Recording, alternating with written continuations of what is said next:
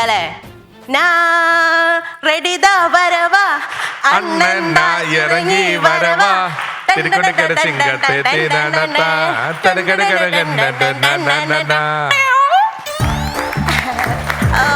Hi, എല്ലാവർക്കും നമസ്കാരം.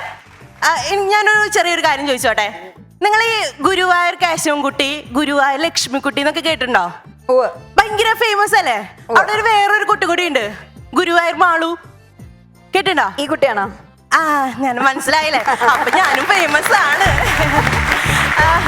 By the way, ഞാനിപ്പോ ഇവിടെ പാട്ടൊക്കെ തുടങ്ങി എന്താന്ന് വെച്ച് കഴിഞ്ഞാല് ഇവിടെ ഭയങ്കര വൈബ് ആക്കിയിട്ട് നിക്കണം എന്ന് എന്റെ വലിയ സ്വപ്നമായിരുന്നു. അപ്പൊ ഞാൻ പറഞ്ഞു വരുന്നത് സ്വപ്നത്തെ കുറിച്ചാണ്. അതിനു മുമ്പ് 1-2 കാര്യങ്ങൾ. എൻ്റെ പൊന്നു രമേശ് ചേട്ടാ, എൻ്റെ താത്ത, സത്യം പറഞ്ഞാൽ ഞാൻ നിങ്ങൾ അങ്ങനെ ഇരിക്കണമെന്നുള്ളൂ, ഞാൻ ഇങ്ങനെ ഇരിക്കണമെന്നുള്ളൂ. നമ്മൾ എൻ്റെ ഒരു വിവരം ഒന്നാ. എനിക്ക് ഈ വായിച്ചതൊന്നും ഓർമ്മയുണ്ടാവില്ല. ഇപ്പൊ നേരത്തെ സിനിമ പേര് ചോദിച്ചല്ലോ, എന്ന് വെച്ച് കഴിഞ്ഞാൽ ഞാൻ കാണും, ചിരിക്കും, അത്രേ ഉള്ളൂ. എന്ന് വെച്ച് കഴിഞ്ഞാല് എൻ്റെ ചേട്ടനൊക്കെ പറയുന്ന സംഭവം എന്ന് വെച്ച് കഴിഞ്ഞാല് എനിക്ക് ഇങ്ങനെ ഗോസിപ്പുകളൊക്കെ ഇങ്ങനെ കാണുമ്പോൾ ഒരു പ്രത്യേക ഇഷ്ടമാണ്. ആരെങ്കിലൊക്കെ എന്തെങ്കിലുമൊക്കെ ഇങ്ങനെ പറയുന്നത് കേൾക്കുമ്പോഴൊക്കെ ഒരു പ്രത്യേക ഇഷ്ടമാണ്. അതുകൊണ്ട് ഞാൻ വലിയ കാര്യങ്ങളൊന്നും ആലോചിക്കാറില്ല. അതാണ് എൻ്റെ ഒരു കാര്യം. ബൈ ദ വേ, ഞാൻ ഇപ്പോൾ പറഞ്ഞതെന്ന് വെച്ചാൽ സ്വപ്നത്തെ കുറിച്ചാണ്. അതുകൊണ്ട് ഞാൻ എപ്പോഴും പറയുന്ന ആരെങ്കിലും പറഞ്ഞു കേട്ടിട്ടായിരിക്കും കേട്ടോ, നിങ്ങളത് ക്ഷമിച്ചേക്ക്. അപ്പം നമ്മളെ കലാം സാറ് പറഞ്ഞിട്ടുണ്ട്, ഉണർന്നിരിക്കുമ്പോൾ കാണുന്നതാണ് യഥാർത്ഥ സ്വപ്നങ്ങളെന്ന്. തേങ്ങാക്കൊല. ഇങ്ങനെ ഉണർന്നിരുന്ന് കണ്ടതിന് ക്ലാസ്സിലെ ടീച്ചർ മുതൽ വീട്ടിലെ അമ്മായിമ്മ വരെ എന്നെ പറയാത്തൊന്നുമില്ല. എന്തിന്? ഞാൻ കണ്ട ലോകങ്ങളൊന്നും നമ്മളെ സന്തോഷ് ജോർജ് കുളങ്ങര പോലും കണ്ടിട്ടുണ്ടാവില്ല. ജസ്റ്റ് എക്സാമ്പിൾ, ഞാനിന്ന് പാരീസിലാണെങ്കിൽ നാളെ ഞാൻ അമേരിക്കയിലാണ്. മറ്റൊരു ദിവസം ഞാൻ ലണ്ടൻ്റെ ഒക്കെ ഇങ്ങനെ അടുത്തൊക്കെ ഇങ്ങനെ എത്താറാകുമ്പോൾ പെട്ടെന്ന് എമർജൻസി ഫ്ലൈറ്റ് ലാൻഡ് ചെയ്യാറുണ്ട്. എടി നേരെ വെളുത്തടി എനിക്ക് എന്ന് പറഞ്ഞിട്ട് എൻ്റെ കെട്ടിയോൻ്റെ ഒരു നിലവിളി. സത്യത്തിൽ നിങ്ങളൊക്കെ അലറാം വെക്കണം. അപ്പോൾ ഇത് ജസ്റ്റ് ഒരു 5:30 നിങ്ങൾ അലറാം വായന ഇല്ല, അപ്പോൾ അതിൻ്റെ സ്പെല്ലിംഗ് മിസ്റ്റേക്ക് ഉണ്ടാവും, ക്ഷമിക്കണം. അപ്പോൾ ഈ 5:30 ഇപ്പോൾ ചേച്ചിയോട് വയ്ക്കാം, ഒരു 5:30 അലറാം വെക്കുകയാണ്. ആ അതന്നെ ആ സാധനം വെക്കുകയാണ്. അപ്പൊ ചേച്ചി എപ്പോ വയ്ക്കും? 5:30 എണീക്കണം. എപ്പോ വയ്ക്കും? 5:25. ചേട്ടൻ എപ്പോ വയ്ക്കും? 5:30. എപ്പോ? 5:30. നമ്മള് താത്ത വെക്കോ? ഞാൻ വെക്കാറേ ഇല്ല, എനിക്ക് തോന്നി. പക്ഷെ ഞാൻ 5:30 എണീക്കണത് 5:05, 5:10, 5:15, 5:20, 5:26, 27, 28, 30. സത്യത്തിൽ എനിക്ക് അപ്പോഴേ എണീക്കാൻ പറ്റൂ. അപ്പൊ നമ്മളെ ഈ എന്താ പറയാ, നമ്മളെ പല മഹാന്മാരും ഈ സ്വപ്നത്തെ പറ്റി പലതും പറഞ്ഞിട്ടുണ്ട്. പക്ഷെ ഈ സ്വപ്നം കാണാൻ പറ്റിയിട്ട് എന്റെ കെട്ടിയൻ എന്നെ പലതും പറഞ്ഞിട്ടുണ്ട്. അതെങ്ങനെ പറയാണ്ടിരിക്കും? നമ്മളെ കലാം സാർ പറഞ്ഞിട്ട് ചേസ് യുവർ ഡ്രീംസ് എന്ന് പറഞ്ഞപ്പോ okay let's go chase your dreams എന്ന് പറഞ്ഞ ആളാണ് എന്റെ കെട്ടിയൻ. അല്ല, ചിരിച്ചിട്ട് കാര്യമില്ല. കാര്യം എന്ന് വെച്ചാൽ നമ്മൾ പെണ്ണുങ്ങള് ഇവരാണുങ്ങളെ കൂടുതൽ സ്വപ്നം കാണുന്ന ആൾക്കാരാണ് അല്ലേ? സമ്മതിച്ചു.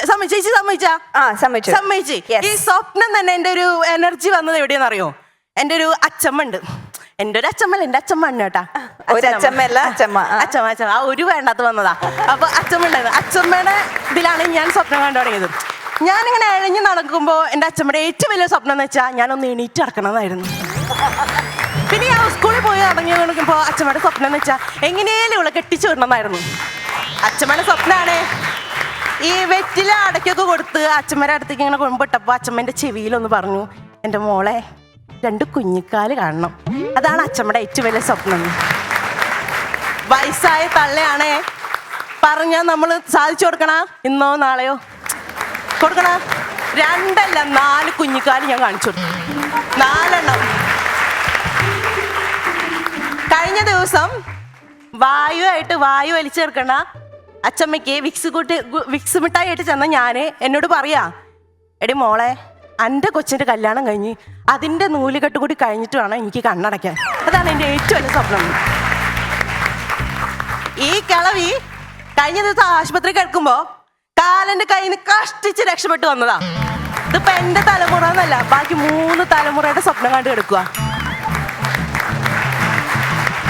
പക്ഷെ അച്ഛമ്മയുടെ കാര്യം പറഞ്ഞാൽ അച്ചാച്ചൻ പിണങ്ങും. അപ്പൊ നമ്മള് അച്ചാച്ചന്റെ കാര്യം പറഞ്ഞാൽ ഇവര് മുമ്പിൽ ഭയങ്കര കോംബോ ആണ്. സ്നേഹം ഒടുക്കത്തെ സ്നേഹം. അച്ചാച്ചൻ എന്ന് വെച്ച് കഴിഞ്ഞാൽ ഈ സ്വപ്നത്തിലും നിമിത്തത്തിലൊക്കെ ഭയങ്കരമായിട്ട് വിശ്വസിക്കുന്ന ഒരാളാണ്. അച്ചാച്ചൻ പുറത്തേക്കൊക്കെ ഇറങ്ങുമ്പോഴേ എന്താ പറയുക, ഈ നിറക്കുടം കണ്ടിറങ്ങണം എന്നാണ് അച്ചാച്ചൻ്റെ ആഗ്രഹം. താത്ത ഓർമ്മയുണ്ടോ കൊടത്തി വെള്ളം? ആ അപ്പൊ ഈ ഇറങ്ങുമ്പോ അച്ഛൻ്റെ ആഗ്രഹം സാധിച്ചു കൊടുക്കും. ഈ കൊടായിട്ട് മുറ്റത്ത് വന്നിക്കും. പക്ഷേ അച്ചാച്ചൻ്റെ സ്വപ്നം എന്ന് വെച്ചാൽ തൊട്ടപ്പുറത്ത് പഞ്ചായത്ത് വെള്ളം പിടിക്കുന്ന ജാനമ്മയുടെ നിറക്കൂടായിരുന്നു. ഒരു ദിവസം അച്ഛമ്മ അത് പിടിച്ച് ആ കുടവും കാലയാക്കി അച്ചാച്ചപ്പോ ഭിത്തിയിൽ പടവ് ആയി. നോക്കിയിട്ട് കാര്യമില്ല. അതാണ് അവര് കോപ്പം അങ്ങനെയാണ്. പക്ഷേ ഒന്നും പറയാൻ പറ്റില്ല. പിന്നെ ഞാനിങ്ങനെ മുല്ലപ്പൂവൊക്കെ വെച്ച് വന്നത് നിങ്ങൾ എന്താന്ന് വിചാരിച്ചു ചോദിച്ചില്ലല്ലോ ആരും. എന്തേ? പക്ഷേ എനിക്ക് നാണോ? എന്നാ പറയണ്ട. അല്ല പറയും. അതെ ചേച്ചി എന്തായാലും പറഞ്ഞല്ലേ, ചേച്ചിയുടെ മനസ്സിലെ ഒരു കല്യാണം എന്ന് പറയുന്ന ചിന്ത വന്നത് എപ്പോഴാ? ആക്ച്വലി കല്യാണം കഴിക്കണ്ട, നിങ്ങളൊന്നും കല്യാണം കഴിക്കണ്ട. 2ാം ക്ലാസ്സില്. കുഴപ്പമില്ല, ഞാൻ അഡ്ജസ്റ്റ് ചെയ്തോളാം. 2ാം ക്ലാസ്സില്. ഓക്കെ. എനിക്ക് കല്യാണം എന്ന് പറഞ്ഞ ചിന്ത വന്ന എപ്പോഴാന്നറിയോ? സിനിമ കണ്ടു തുടങ്ങിയപ്പോഴാ. സിനിമ കണ്ടോ അപ്പൊ തോന്നും കല്യാണം കഴിക്കണം എന്ന്. എന്നുവെച്ചാൽ 2 മിനിറ്റ്, ഒരു പാട്ട് സീനിൽ 2 മിനിറ്റ് കൊണ്ട് നായിക പ്രസവിക്കുന്നു, കുട്ടീനെ വളർത്തുന്നു, അംഗൻവാടിയിലാക്കുന്നു. എന്റെ പൊന്നു പിഷാരടി ചേട്ടാ, ഇതൊന്നല്ല ജീവിതം. 11 എഴയുന്നു.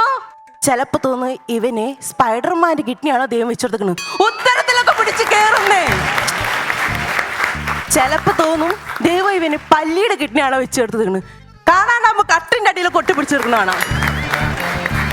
പൊതുവെ ഞങ്ങൾ യൂത്ത് അപ്പോൾ ഞങ്ങൾക്ക് ഭയങ്കര ആഗ്രഹം എന്ന് വെച്ച് കഴിഞ്ഞാല് എല്ലാ കല്യാണം ഇവിടെ കല്യാണം കഴിഞ്ഞവരുണ്ടോ? ഉണ്ടല്ലേ? ഇല്ലേ? ചെന്നിട്ട് ചേച്ചി മിണ്ടാണ്ടിരിക്കണം, ഞാൻ കല്യാണം കഴിഞ്ഞതല്ല വെച്ചിട്ട്. ഓക്കെ. എന്ന് വെച്ചാൽ കല്യാണം കഴിഞ്ഞ എല്ലാ പെൺപിള്ളേർക്കുള്ള ഒരു സ്വപ്നം എന്ന് വെച്ച് കഴിഞ്ഞാൽ ഈശ്വര എന്നെങ്കിലും രാവിലെ മുതൽ വൈകുന്നേരം വരെ കിടന്ന് ഉറങ്ങാൻ പറ്റണേ. ഇല്ലേ? എന്നിട്ട് എന്താ കൈ അടിക്കാത്തേ? കാരണം എല്ലാ പെൺപിള്ളേരുടെ സ്വപ്നമാണ് രാവിലെ മുതൽ എല്ലാം ഇന്ന് പറയും ഈ ചോറും കറിയും വെച്ച് വീട് അടുക്കള തുടച്ച് തേങ്ങ ഇതൊന്നും വേണ്ടാണ്ട് ഒരു ദിവസം മുഴുവനായിട്ട് കിടന്നുറങ്ങണം എന്ന് സ്വപ്നത്തിൽ. ആ ഒരു കാര്യത്തിൽ ഞാനുള്ള എന്ന് വെച്ച് കഴിഞ്ഞാൽ വീട്ടിലെ ഭക്ഷണം എന്ന് പറഞ്ഞാൽ അയ്യോ നോക്കൂ, ഹോട്ടലിലെ ഭക്ഷണം എന്ന് പറഞ്ഞാൽ യോ ഇതാണ് എൻ്റെ സ്റ്റൈല്. പക്ഷേ എനിക്ക് കിട്ടിയ ഭർത്താവ് പിശുക്കൻ. നിങ്ങൾ വിചാരിക്കും കാശിന് മാത്രമാണ്, റൊമാൻസിന് പോലും പിശുക്കാണ് എൻ്റെ പിഷാരി ചേട്ടാ. നശിച്ച് എൻ്റെ സ്വപ്നം അവിടെ തീർന്നു. ഞങ്ങൾ പെണ്ണുങ്ങൾക്കൊക്കെ പൊതുവേ ഈ സ്വപ്നം പിഷാരി ചേട്ടൻ്റെ വൈഫ് പറഞ്ഞിട്ടുണ്ടോ എന്ന് എനിക്കറിയില്ല. എന്താ വെച്ച് കഴിഞ്ഞാല് രാത്രി റൈഡിന് പോകണമെന്ന് പറഞ്ഞിട്ടുണ്ട് ചേട്ടാ. ഇല്ല പറഞ്ഞു ഇതൊന്നും എൻ്റെ ഈ ഭാഗം വേണ്ട കേട്ടോ. രാത്രി റൈഡിന് പോകണം എന്നാണ് നമ്മൾ പെൺപിള്ളേരൊക്കെ ഒരു ആഗ്രഹം. ഞാൻ എൻ്റെ ചേട്ടനോട് പറയും, ചേട്ടാ നമുക്ക് 2 മണിയൊക്കെ ആയാലോ എണീപ്പിക്കും, നമുക്കൊന്ന് റൈഡിന് പോകാന്ന്. അപ്പം അങ്ങനെ പറയും, നിനക്ക് ഭ്രാന്താടി നട്ടപ്പാതിരിക്ക് റൈഡിനൊക്കെ പോകണം, കിടന്നുറങ്ങോടെ എന്ന് പറയും. റൊമാൻസ് വരുന്നുണ്ടാ? പിന്നെ എനിക്ക് ഭയങ്കര ഒരു ആഗ്രഹം എന്ന് വെച്ച് കഴിഞ്ഞാൽ ഈ കടപ്പുറത്തൊക്കെ വൈകിട്ടൊക്കെ ഇങ്ങനെ പോയിരുന്ന് കാറ്റൊക്കെ ഇങ്ങനെ ഒരു ഫീൽ, ഒരു ഭയങ്കര ഒരു സുഖ. അപ്പൊ താനെ റൊമാൻസ് ഒക്കെ വരും. ഇത് ഇങ്ങനോട് പറഞ്ഞപ്പോൾ പറയും, നിന്റെ തന്ത വന്ന കേട്ടോ ടോർച്ച് അടിച്ച് കാണിച്ചു തരൂ, ആ കണ്ണു കാണാൻ തോന്നിട്ട് ഒക്കെ പോട്ടെ. അറിയാലോ, സിനിമ കണ്ടിട്ടാണ് ഞാൻ കല്യാണം കഴിച്ചത്. ഈയിടെ എൻ്റെ അടുക്കള വെച്ച് എൻ്റെ കൈയൊന്ന് മുറിഞ്ഞേ. അപ്പൊ എൻ്റെ മനസ്സിൽ ചേട്ടൻ്റെ അടുത്ത് ഓടി വരുന്നു, മുണ്ട് വലിച്ചു കയറുന്നു, കയ്യിൽ ചുറ്റുന്നു, വെള്ളമെടുത്തന്നെ എന്നെ കസാരയെ കൊണ്ടിരുത്തുന്നു. ഇതാണ് കണ്ടത്. ഞാൻ ഇങ്ങനെ അടുത്ത് കൊണ്ടോ ഇപ്പൊ ഇതിൽ 2 ഞെക്കും ഞെക്കിട്ട് പറയാ, ഓ ഇത് തരി മഞ്ഞപ്പൊടി ഇട്ടാ തീരാന്ന് പ്രശ്നമുള്ളൂ. ഒക്കെ പോട്ടെ, എല്ലാം മച്ചളഞ്ഞേക്കും. എല്ലാ സിനിമയിലും ഭാര്യനെ ഭർത്താവ് എടുക്കുന്നു, കാമുകനെ എടുക്കുന്നു. ഞാൻ കഴിഞ്ഞ വെഡിങ് ആനിവേഴ്സറിക്ക് സത്യത്തിൽ ഞങ്ങളെ കല്യാണം കഴിഞ്ഞു എന്നുള്ള യാതൊരു തെളിവില്ല കേട്ടോ. വീട്ടിലിരിക്കുന്ന സർട്ടിഫിക്കറ്റ് അല്ലാണ്ട് ഒരു ഫോട്ടോ ഇല്ല, ഒരു വീഡിയോ അല്ല. അപ്പൊ എനിക്ക് ഭയങ്കര ഒരു ആഗ്രഹമായിരുന്നു എന്ത് ഒരു വെഡിങ് ആനിവേഴ്സറിക്ക് വീഡിയോ എടുക്കണം എന്നുള്ളത്. അങ്ങനെ നല്ല ആ പാട്ടില്ല, അതൊക്കെ വെച്ച് അടിപൊളി റൊമാൻസ് ചേട്ടൻ എന്നെ ഇങ്ങനെ പൊക്കി എടുക്കണു. ഞാൻ ആ വീഡിയോ കണ്ടപ്പോൾ ബാഹുബലി ശിവലിംഗം പൊക്കി എടുക്കണ പോലത്തെ ഒരു പിടുത്തം. ഞാൻ വെളിയിൽ കാണിച്ചില്ല. എന്നെ പൊന്നു രമേശ് ചേട്ടാ, ഈ സ്വപ്നത്തിന്റെ കാര്യത്തിൽ എൻ്റെ കാര്യം ഇപ്പം ഇങ്ങനെയാണ്. ഞാൻ ചോദിച്ചു, ചേട്ടാ നമ്മൾ പാർട്ട്ണറായിട്ട് ജീവിക്കുമ്പോൾ ഭർത്താവിൻ്റെ സ്വപ്നം കൂടി നമ്മൾ നോക്കണം. ഞാൻ ചോദിച്ചു, ചേട്ടൻ്റെ സ്വപ്നം എന്താണ്, നമുക്ക് അത് ഇതായിട്ട് പോവാന്ന്. ചേട്ടൻ പറഞ്ഞു, ഇനി ഒറ്റ കാര്യമുള്ളൂ, നിനക്ക് എന്തെങ്കിലും ബുദ്ധിയും ബോധം വെക്കണം, അതാണ് എൻ്റെ സ്വപ്നം എന്ന്. ചേച്ചി നമ്മള് സ്ത്രീകൾക്ക് എന്താ വേണ്ടത്? ബുദ്ധിയും ബോധവും. അയ്യാടാ അല്ലേ, അത് ഇവിടുത്തെ ഗ്രൂമർ രതീഷായിട്ട് വന്നെന്നോ. ഇവിടെ പെമ്പിള്ളേർക്ക് വേണ്ടത് നല്ല കണ്ടന്റും കൗണ്ടറും എൻഡ് പഞ്ചും. എന്തായാലും രമേശ് ചേട്ടാ, സ്വപ്നങ്ങൾ സ്വപ്നങ്ങളെ നിങ്ങൾ സ്വർഗകുമാരികളല്ലോ. ഇനി ഒന്നും പറയല്ല. Thank U.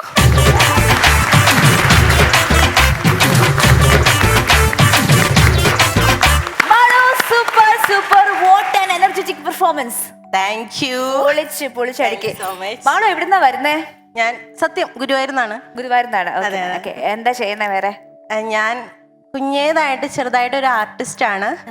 കോമഡി ആർട്ടിസ്റ്റ് ആയിട്ട് ഞാൻ വന്നത്. അതെനിക്കറിയാം, ഞാൻ കണ്ടിട്ടുണ്ട്, വേറെ ചാനലൊക്കെ കണ്ടിട്ടുണ്ട്. അതുപോലെ ഇപ്പൊ അടുത്ത് നമ്മളെ ഡയാനയുടെ കൂടെ ഒരു ഫിലിം കൂടി ചെയ്യാൻ പറ്റി. അതൊന്നും ഒരു കുറവല്ല. You proceed my dear. ഏത് സിനിമയാ ചെയ്തേ? സംഭവ സ്ഥലത്ത് നിന്നും. അതെ അതെ അതെ അതെ. നിങ്ങളുടെ സംഭവ സ്ഥലത്ത് നിന്നും നിങ്ങളുടെ കോമ്പിനേഷൻ ഗംഭീരമാവട്ടെ. നിങ്ങൾക്ക് എല്ലാവിധ നന്മകളും ഈ താങ്ക് യു രമേശ് ചേട്ടാ. Thank you so much. Thank you so much. ഇനി മാളുവിന്റെ പെർഫോമൻസിനെ പറ്റി. മാളുവിന്റെ പെർഫോമൻസ്. ഗുരുവായൂർ മാളു ഓ ഗംഭീരമായി പ്രകടനം കേട്ടാ. Thank you sir. മാളു എന്ന് പറയുന്ന ആള് ഈ എന്ത് പറഞ്ഞു എങ്ങനെ പറഞ്ഞു എന്നുള്ളതൊന്നുമല്ല. നമുക്ക് മാളുവിൽ നിന്ന് മാറാൻ ഒരു സമയം കിട്ടില്ല. ഇത് തുടങ്ങിക്കഴിഞ്ഞാൽ നമുക്ക് വേറെ എന്തെങ്കിലും ഒരു സ്ഥലത്തോട്ട് ശ്രദ്ധ തെറ്റിക്കാനോ മറ്റെന്തെങ്കിലും ചിന്തിക്കാനോ സമയം തന്നത് എല്ലാവരും അവിടെ വിളിക്കുന്നു ഇവിടെ വിളിക്കുന്നു അവിടെ എല്ലാവരും ഇങ്ങനെ വിളിച്ച് കഥ പറയുന്നതല്ലേ. അപ്പൊ ശ്രമങ്ങൾ തുടരുക. ഗംഭീരമായി കേട്ടോ. തീർച്ചയായും തീർച്ചയായും. ഒരുപാട് സന്തോഷം. മാളു എന്തോ? ഗുരുവായൂർ മാളു. യെസ്. അയ്യോ അങ്ങനെ തിരിച്ചു പറ.